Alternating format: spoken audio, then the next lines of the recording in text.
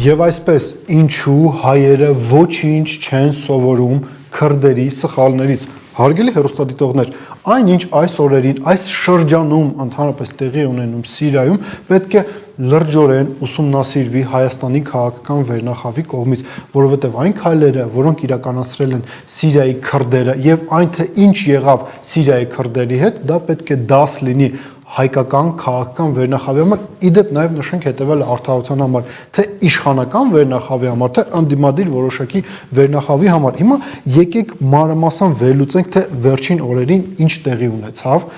ինչ դեր էին կատարում քրդերը Ամերիկայի Միացյալ Նահանգների համար եւ ինչու հիմա իրենք նույնիսկ ունենալով այս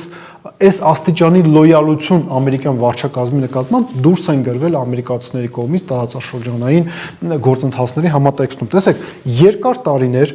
քրդական ուժերը Ամերիկայի Միացյալ Նահանգների կողմից ընկալվում էին որպես գործիք մի քանի խնդիր լուծելու համար։ Առաջին խնդիրը դա իսկապես ԻԳԻԼ-ի դեմ պատերազմն էր եւ օրինակ հիմա ինչ է անում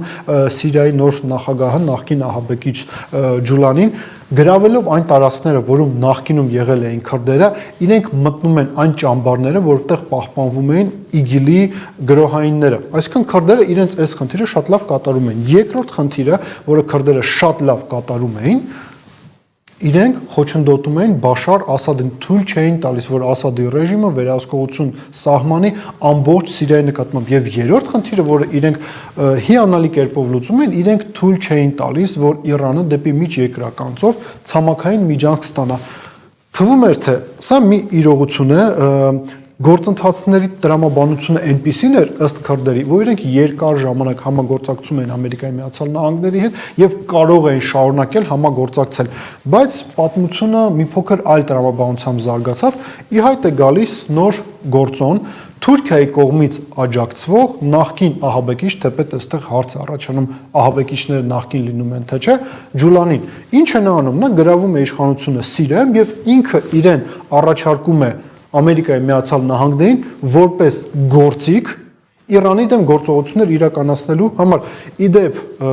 Թուրքիայում եւ Սիրիայում Ամերիկայի Միացյալ Նահանգների դեսպան Թոմ Բարակը շատ բաց տեքստով ասում է, որ Ջուլանին եւ Ջուլանի ուժերը պատրաստ են պայքարել օրինակ Հեզբոլլահի դեմ։ Հեզբոլլահը այն եզակի գործիքներից մեկն է, որը ժամանակին Իրանի Իսլամական Հանրապետությունը օգտագործում էր տարբեր խնդիրներ լուծելու համար, առաջին հերթին իհարկե Իսրայելի դեմ գործողություններ իրականացնելու համատեքստում, այսինքն ստացվում է հետեւյալը. Ամերիկայի Միացյալ Նահանգները եւ Իսրայելը իրենք կշերքի նժարի վրա դրել են մի կողմից քրդերին, մյուս կողմից Ջուլանին եւ իրենք հասկացել են հետեւյալը, որ ավելի մեծ պոտենցիալ ունի հաջողության հասնելու Ջուլանին, բայց Ջուլանին որպեսի հասնի հաջողության, ինքն էլ իր գինը չէ, պետք է պահանջի Իրանի դեմ գործողություններ իրականացնելու համար, իր բոնուսները պետք է ստանա։ Այդ բոնուսները հետեւյալն են. առաջին հերթին ամբողջ Սիրիայի տարածքի նկատմամբ վերահսկողություն։ Դա նշանակում է ոչ միայն օրինակ ալավիների նկատմամբ ցեղասպանություն պետք է իրականացվի եւ Ամերիկայի Միացյալ Նահանգները ոչինչ պետք է չնկատեն եւ ոչինչ չպետք է ասեն դրա վերաբերյալ, այլ նաեւ քրդական գործոնը պետք է ոչնչացվի։ Մի բան, որը 100%-ով համապատասխանում է առաջին հերթին Թուրքիայի ազգային եւ պետական շահերին։ Ինչու ենք մենք այս ամենի մասին խոսում, որովհետեւ իրադարձությունները, երբ որ մենք վերլուծում ենք իրադարձությունների շղթան, մենք հասկանում ենք հետեւյալը, որ Հայաստանը կարող է եւս նույն իրավիճակում հայտնվել։ Ինչ են ասում Հայաստանի Հանրապետության իշխանությունները։ Նաև այսօր Նիկոլ Փաշինյանը ազգային ժողովում էր ասում է, երբ որ մենք ուսումնասիրում ենք թրիպի վերաբերյալ հայտարարությունը, մենք հասկանում ենք, որ մենք արդեն եկել ենք մի իրողության, երբ որ քաղաքական առաջնահերթությունները զիջում են իրենց տեղը տնտեսական առաջնահերթություններին, որ թրիպը առաջին հերթին տնտեսական փաստաթուղթ է, բայց որը վկայում է այն մասին, որ արևմտյան ներդրումները գալիս են մեր տարածաշրջան, այլ կերպ ասած իրենք ասում են հետեւյալը, որ թրիպը դա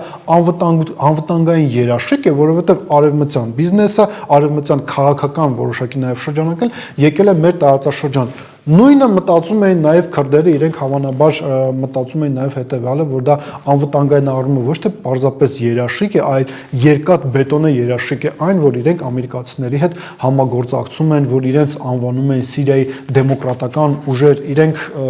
Սիրիայում ժողովրդավարության ռահվիրաններ են, բայց ինչ արեցին ամերիկացիները, շատ պրագմատիկ թուրքերի հետ համագործակցելով իրենք որոշեցին, որ այլևս Սիրիայի քրդերը իրենց անհրաժեշտ գործիք չեն։ Ու եկել է հետևյալ պահը, որ Ամերիկայի Միացյալ Նահանգները պետք է որոշում կայացնեն։ Իրենք շարունակում են աջակցել ժողովրդավար գործիքին, թե ահաբեկիչներին, բայց որոնք ունեն շատ ավելի մեծ ռեսուրսներ, շատ ավելի մեծ տարածք են վերահսկում, իրենք ունեն շատ ավելի մարտունակ բանակ, ու այստեղ տրամաբանական հարց առաջանում, լավ, Իրանի Իսլամական Հանրապետության դեմ ում կարելի է օգտագործել, եւ իրենք օգտագործում են Ջուլանին, ցինիկ է, ցեղասպանություն է իրականացում Սիրիայում, իհարկե ցեղասպանություն է իրականացում, բոլորը դա հասկանում են, իհարկե բոլորը դա հասկանում են, առաջին հերթին արևմուտքում են դա հասկանում, բայց իրենք ունեն գլոբալ մեկ նպատակ ոչնչացնել Իրանի Իսլամական Հանրապետությունը, այստեղ է որ մենք հայերս, Հայաստանի Հանրապետությունը պետք է մտածենք հետեւյալը, իսկ կարող է գա ինչ որ մի պահ,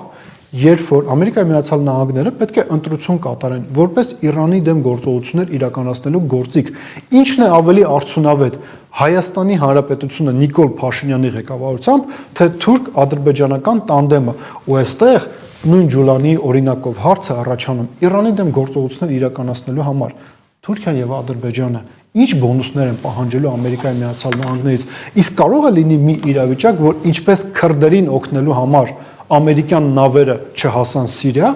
իրենք կարող են նաև չհասնել հայկական լեռնաշխարհ։ Մտածեք այդ մասին։